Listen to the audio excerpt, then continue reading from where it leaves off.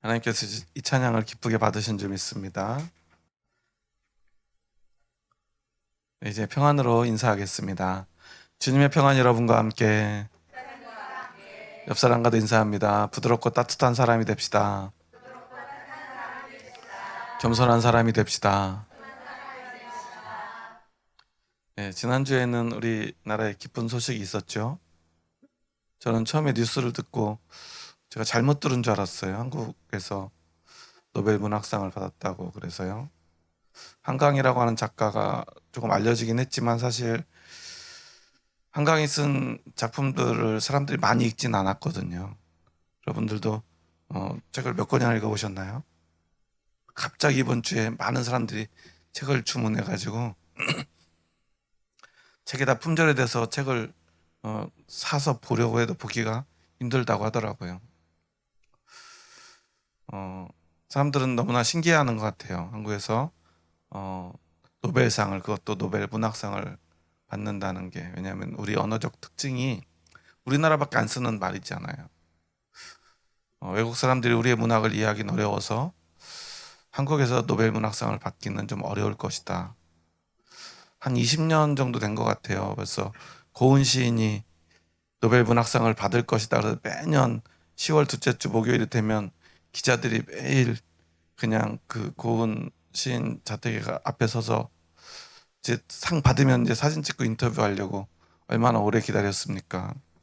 물론 이제 코로나가 오기 전에 큰 성추문 문제들이 불거지면서 지금이야 뭐 사람들이 기대하지 않고 있었지만요.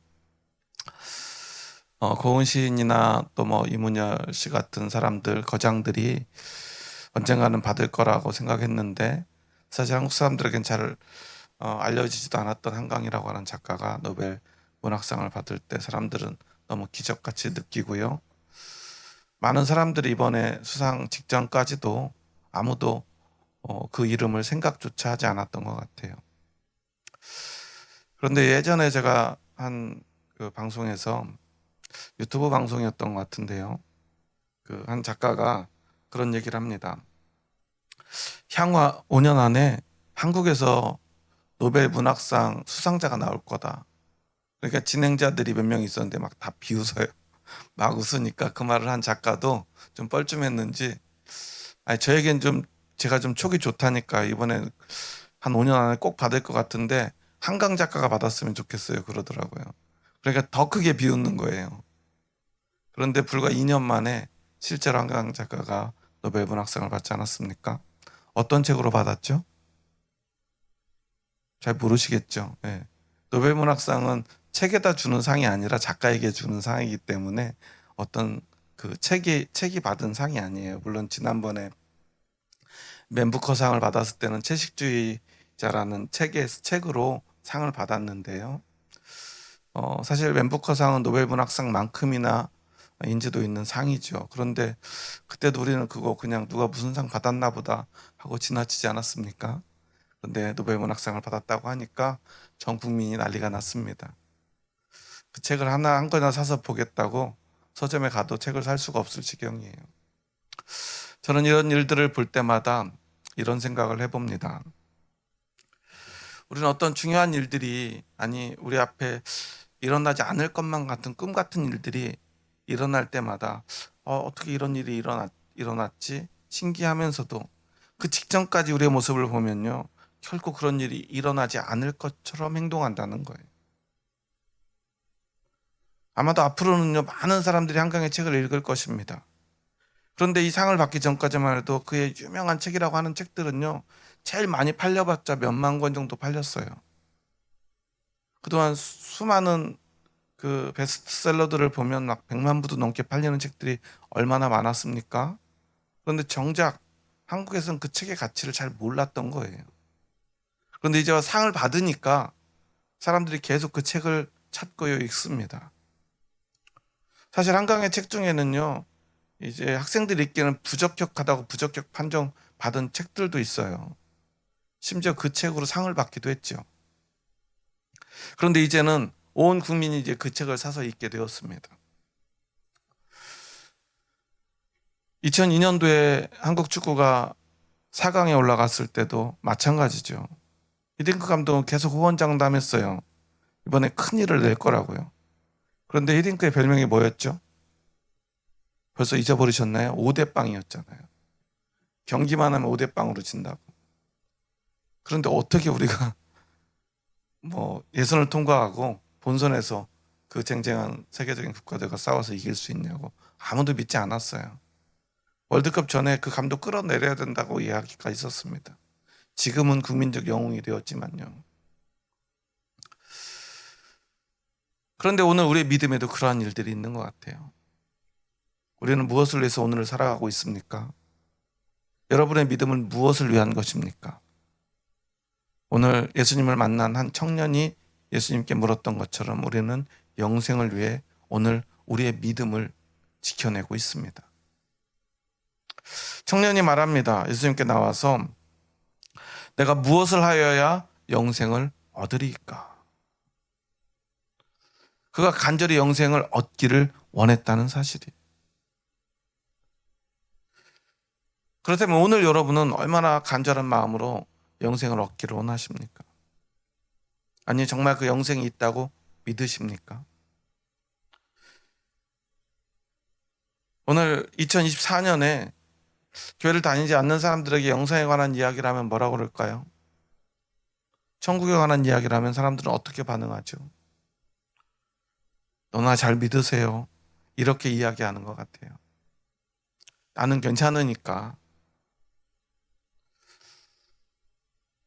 주님의 날, 그날이 반드시 올 것을 우리는 믿습니다. 그런데 많은 사람들이요, 그날을 결코 오지 않을 것처럼 오늘을 살아갑니다. 심지어 교회에 다니지만 그런 마음으로 살아가는 사람도 많은 것 같아요. 그리고 어쩌면 예수님을 만난 이 청년도 예수님 곁에 있던 수많은 사람들도 그와 같은 마음이었는지도 몰라요. 왜냐하면 예수님께 정작 그 영생이 간절해서 선생님이시여, 선한 선생님이시여, 내가 무엇을 하여야 영생을 얻으리까? 물으니까 예수님이 말합니다. 먼저 네가 왜 나를 선하다 하느냐? 오직 선한 분은 하나님 한 분뿐이다. 그러면 하나님이 너에게 주신 계명이 있지 않느냐? 살인하지 말라, 간음하지 말라, 도둑질하지 말라, 거짓 증언하지 말라, 속여 빼앗지 말라, 내 부모를 공경하라 하였느니라. 그러니까 이 청년은요, 아마 되게 좋아하면서 이렇게 대답했던 것 같아요. 내가 그것은 다 지켰습니다. 그때 예수님이 말씀하십니다. 그런데 아직 한 가지가 부족하다라고 말이죠. 한번 21절 말씀 다시 한번 같이 읽어볼까요? 21절입니다.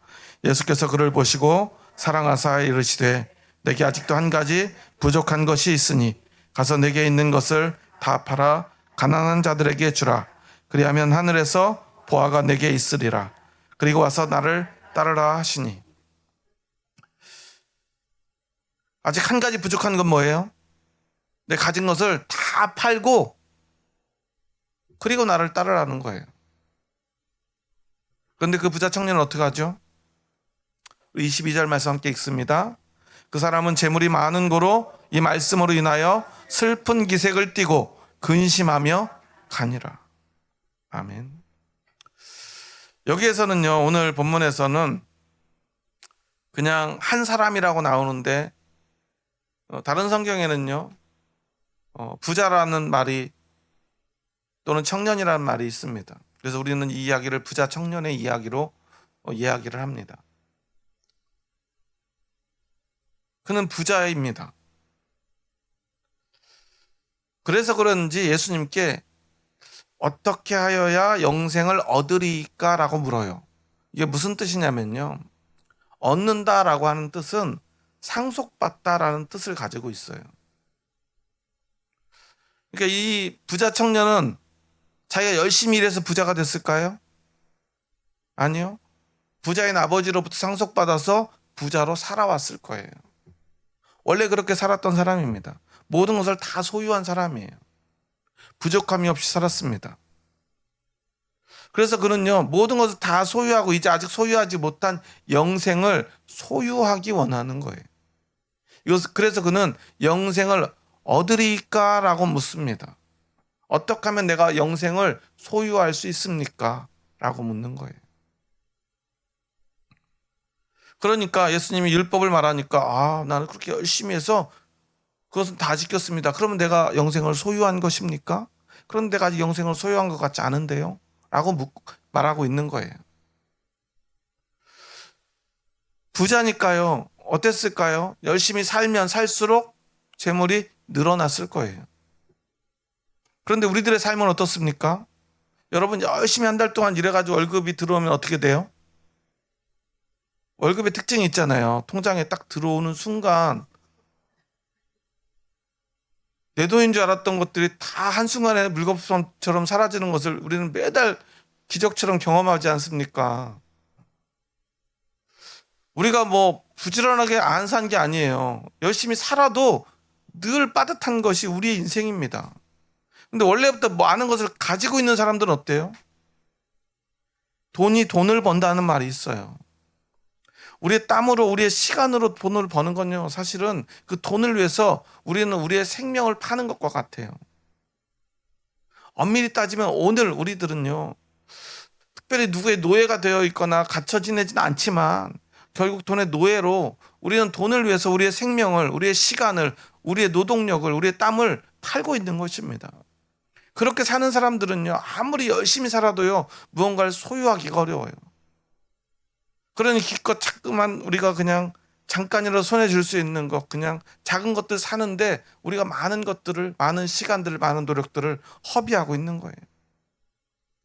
부자들은 말해요. 그러니까 너희들이 가난한 거야. 맨날 돈이 있으면 잘 모아서 뭐 집을 사든지 땅을 사야지. 맨날 핸드백 사고 옷 사고 뭐 자동차 사고 그런 거나 사니까 남자들 괜히 뭐 게임기 컴퓨터 이런 거 사니까 그러니까 부자가 못 되는 거야. 아마 여러분도요 돈 조금 벌어가지고 한 2달 정도 노력해가지고 집 한 채 살 수 있으면 여러분 집을 사시겠습니까? 컴퓨터 사시고 핸드백 사시겠습니까? 집 사고 땅 사지 않겠습니까? 저라도 그럴 것 같아요. 그런데 우리는 그럴 만한 돈을 벌지 못해요. 보통의 사람들은 다 그렇게 살아갑니다. 그런데 부자들은 달라요.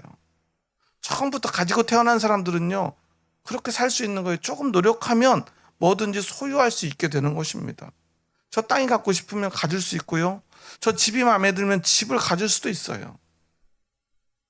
우리가 상상할 수도 없는 비싼 차들도 얼마든지 살 수 있고요. 여러 대도 살 수 있어요. 우리들은 차 한 대 살려면 얼마나 많이 고민합니까? 카탈로그를 다 외우다시피 하지 않습니까? 그냥 가서 턱 하고 사실 수가 없잖아요. 그래서 우리는요, 무언가를 갖는다는 것에 대한 두려움이 있고 열망이 있지만 그것을 그냥 가질 수 있다라는 생각을 잘 하지 못해요. 근데 부자는요, 당연히 내가 가져야 한다고 생각합니다. 오늘 부자의 태도가 그랬습니다. 이 청년의 태도가 그래요. 그런데도 예수님은요, 그에게 말씀하시기 전에 어떤 모습을 보이죠? 21절에 보면 예수께서 그를 보시고 사랑하사 이르시되, 왜냐하면 그가 영생을 소유하기 원했기 때문에 그래요. 그 마음이 적어도 이제까지 다른 것을 소유하기 원했던 그 마음과 다르다는 것을 예수님은 말씀하고 계시는 거예요. 그것을 온 몸으로 표정으로 보여주고 계시는 거예요. 이 성경을 예수님이 썼습니까? 제자가 썼습니까? 마가가 썼잖아요. 그러면 예수님이 그 청년을 보시고 사랑하셨다는 것을 어떻게 알 수 있었을까요? 옆에서 예수님의 표정만 봐도 알 수 있었던 거예요. 얼마나 사랑스럽게 말씀하셨는지. 그래서 진리를 가르쳐 줍니다. 야, 잘했다. 그런데 아직 한 가지가 부족해. 네 가지고 있는 거 다 팔아서 가난한 자들에게 다 주고 와. 그러면 돼. 그런데 여러분, 그가 물론 성경에는요, 그가 재물이 많은 고로 이 말씀으로 인하여 슬픈 기색을 띠고 근심하여 갔다고 하는데요. 여러분들이라면 어떻겠습니까? 친구가 전도해서 교회 딱 나왔더니 첫날 목사님이 하는 말이 여러분 영생을 받기 원하십니까? 여러분의 재물을 다 팔아서 가난한 사람에게 다 주고 교회를 나오십시오. 그럼 여러분 영생을 받을 수 있습니다. 여러분 그런 교회 다시 나가실 겁니까? 안 나가실 겁니까? 바로 도망갈 거예요. 가난하다고 해서요 자신의 것 다 주는 거 쉽지 않아요. 아니 어쩌면 더 어려울지도 몰라요. 집 한 채뿐인 사람이 그 집을 팔아서 가난한 사람에게 주라면 여러분 줄 수 있습니까? 저라면 잘 못할 것 같아요. 그런데 하물며 재물이 많아요. 그것을 다 팔아서 가난한 사람에게 주어야만 영생을 얻을 수 있다고 그래요. 어떻게 그럴 수 있겠습니까? 그래서 예수님은 말씀하신 거예요. 약대가 바늘귀에 들어가는 것보다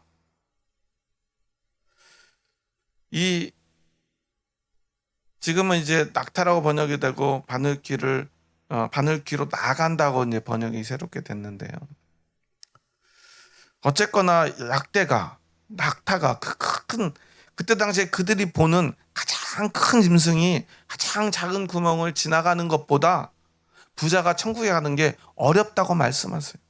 그러니까 제자들이 아니 그럼 예수님 우리가 지금 이렇게 열심히 예수님 따라가서 우리가 영생을 얻으려고 지금 이렇게 예수님을 따르고 있는데 그럼 우리도 안 되겠네요. 이런 이야기를 한 거예요.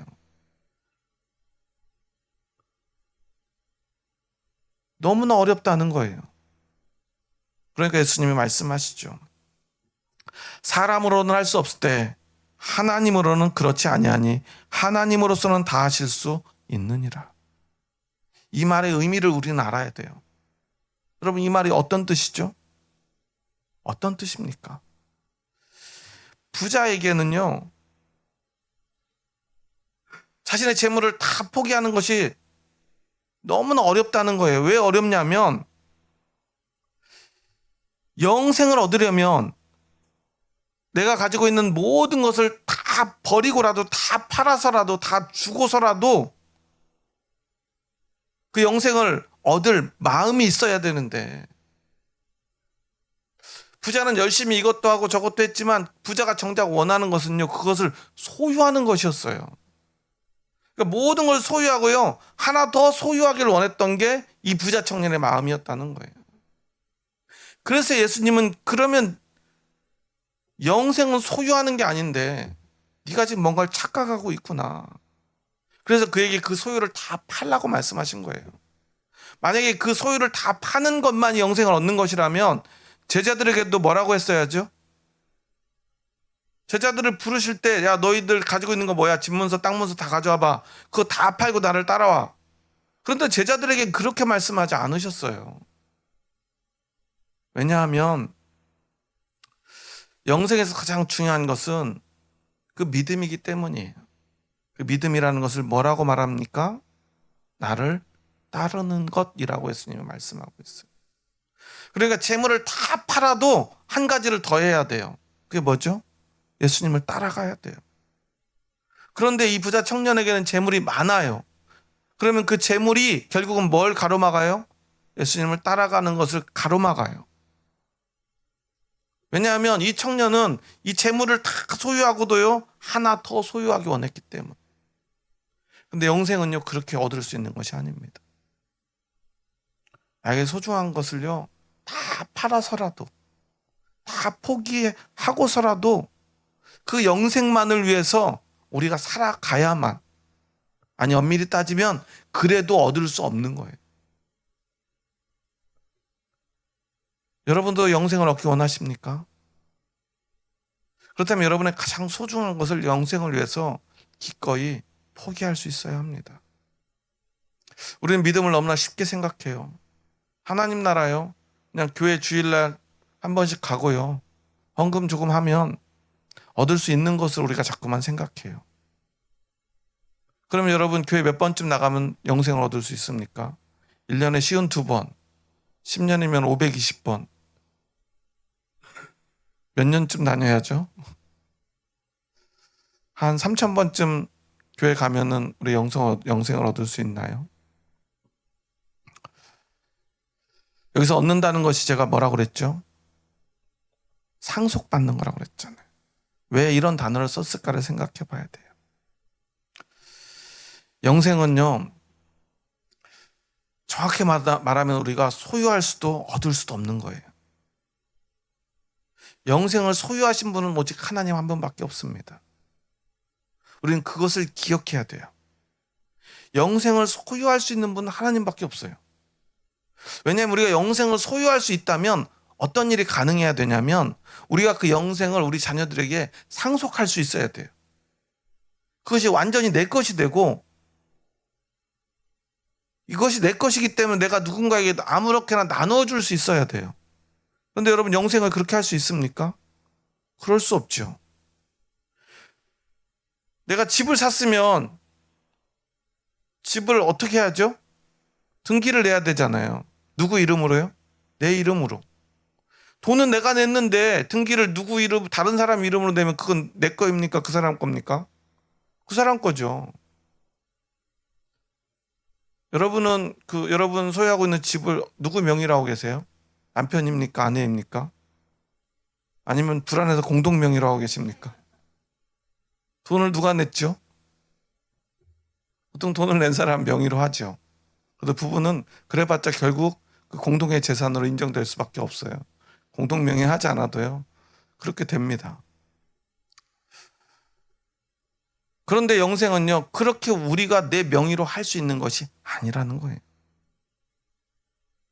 그래서 예수님은 말씀하시는 거예요. 내 재산을 다 팔고 나를 따르라고. 왜냐하면 영생은 오직 하나님의 것이고 하나님만이 소유할 수 있는 것이고 우리가 영생을 얻는다는 것은 엄밀히 말하면 우리의 소유가 되는 것이 아니라 우리가 하나님께로 나아가서 영생을 소유하신 하나님과 함께하는 것이 영생을 얻는 것입니다. 그럼 우리는 어떻게 하나님께 나아갈 수 있어요? 예수님과 함께 나아가야만 하나님께 받아들여질 수가 있고요. 영원하신 하나님과 함께 할 때 우리는 영생할 수 있는 것입니다. 그런데 우리는 자꾸만 착각해요. 영생이 내 것이 되었다고 믿어요. 오늘 수많은 한국 그리스도인들이요, 예수님 나 믿었습니다 하고서는 그 영생이 내 거라고 착각합니다. 영생이 여러분의 것입니까? 영생은 저의 것도 여러분의 것도 아닙니다. 오직 하나님의 것이. 영생이라고 하는 건요, 오늘 내가 예수님과 함께 해야만, 하나님께로 가야만, 하나님 품에 있어야만 그곳에서 우리가 누릴 수 있는 것일 뿐이에요.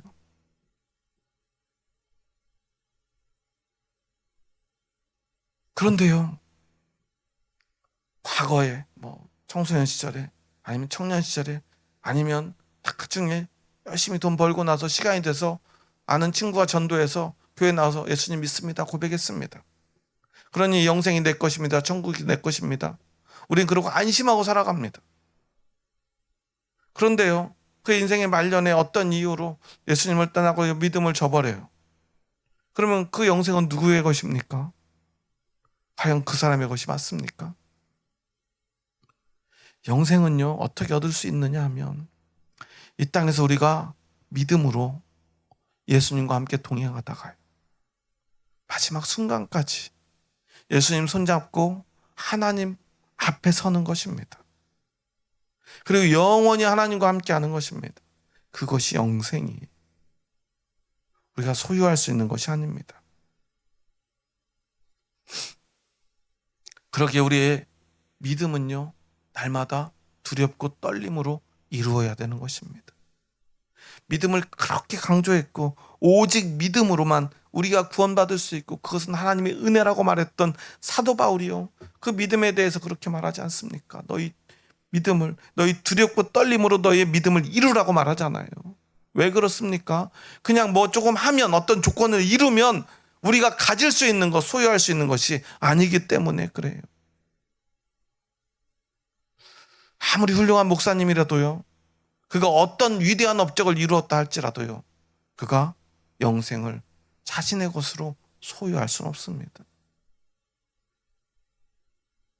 수만 명, 수십만 명의 교회를 일구었다 할지라도요, 그 목사님이 죽을 때까지 예수님과 동행하지 않으면요, 그는 결코 영생을 얻을 수 없어요. 하나님 품에 갈 수 없어요. 우리는 그것을 기억해야 합니다. 그런데 너무나 잘못된 착각이 한국 기독교회, 한국 교회에 너무나 만연해 있어요. 그저 한 번 예수님 믿으면요, 그 믿음이 그저 변함없다는 생각이에요. 물론 하나님이 우리를 부르시고요, 선택하셔서 우리를 끝까지 인도하신다면 반드시 그 은혜는 우리의 것일 것입니다. 하지만 중요한 것은 우리가 그것을 알지 못한다는 거예요. 우리가 알 수 있는 것, 우리가 할 수 있는 건 오직 하나뿐입니다. 오늘 내가 예수님과 함께하는 것, 예수님을 따르는 그것밖에 없습니다. 여러분은 부자 청년과 다르다고 생각하십니까? 저는 그렇지 않다고 생각합니다. 제 모습은요, 부자 청년과 하등 다를 바 없어요. 예수님이 갑자기 나에게 모든 재물 다 팔고 오라고 그러면 그러지 못할 것 같아요. 물론 가진 것도 별로 없어서 팔 것도 없을 것 같은데요. 그래도 그것도 쉽지 않아요. 우리가 아무것도 없이 어떻게 삽니까? 하지만 우리가 부자 청년과 다른 것이 하나 있습니다. 우리는 부자 청년보다 율법을 더 잘 지키지도 못했고요, 부자 청년하고 똑같이 재물을 다 팔지도 못합니다. 그럼 우리가 나을 게 하나도 없지 않습니까? 그런데 그와 다른 한 가지, 우리가 그래도 우리 안에 영생이 있음을 믿는 이유는 오늘 우리가 예수님을 따르고 있기 때문입니다.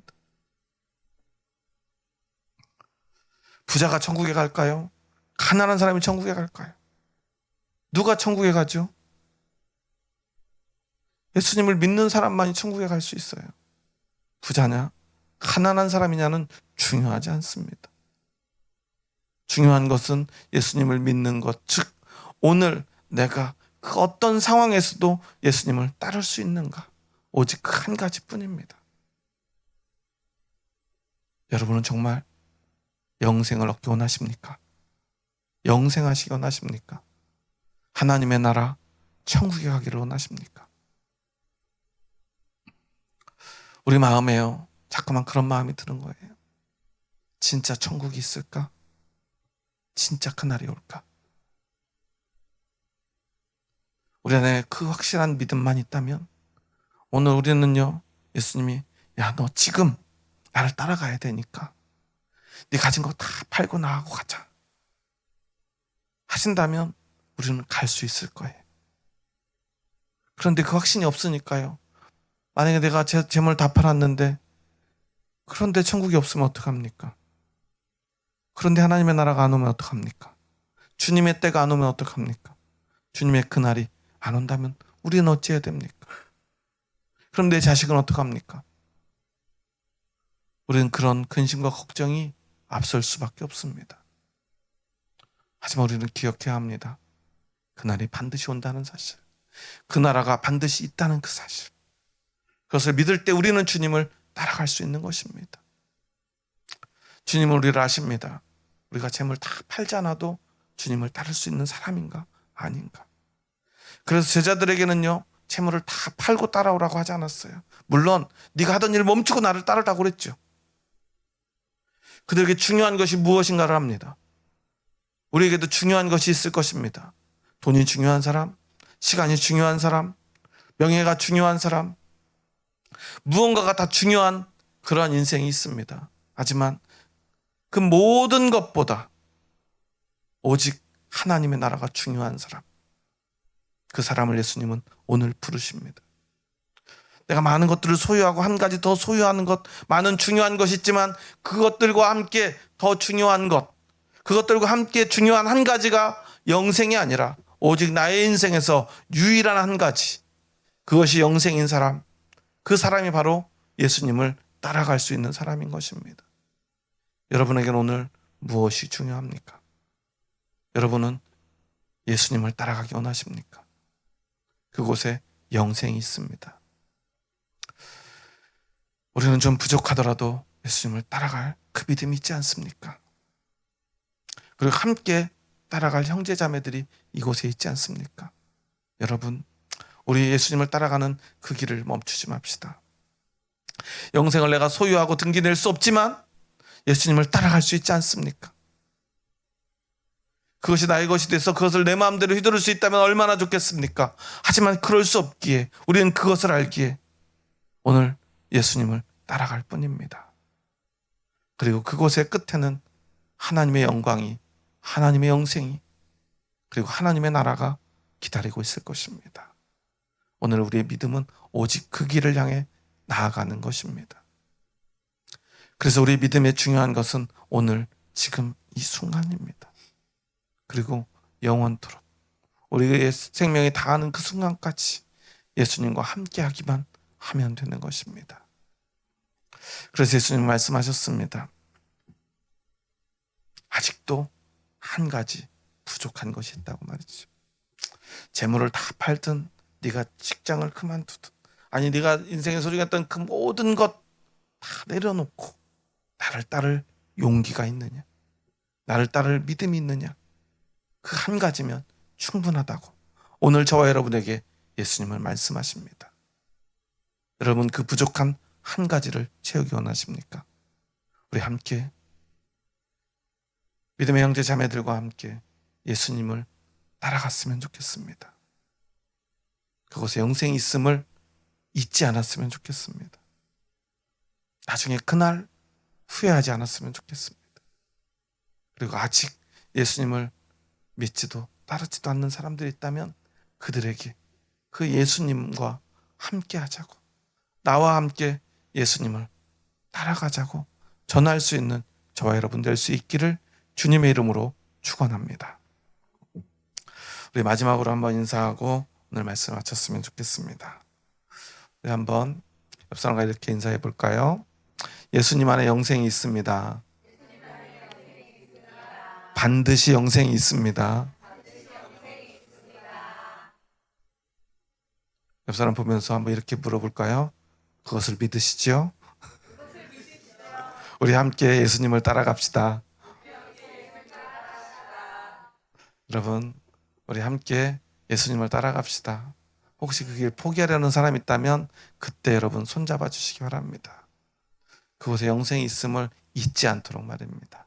그렇게 우리 함께 손잡고 갈 나에게 가장 소중한 형제자매들이 여기에 있습니다.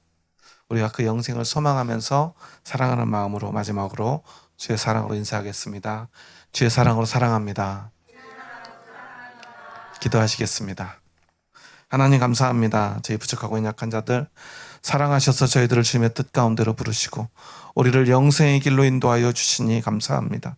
하나님의 나라, 하나님의 천국이 오늘 우리에게 있음을 고백합니다. 하지만 그것이 보이지 않기에 그 앞길이 너무나 까마득하기에 아직도 그것이 우리에게 찾아오지 않았기에 우리는 그것을 믿기가 어렵습니다. 그래서 영생 아닌 것들을 부여잡고 오늘 부자 청년처럼 살아가고 있었음을 고백합니다. 하지만 이제 영원한 나라, 영원한 생명이 우리 앞에 있음을 고백합니다.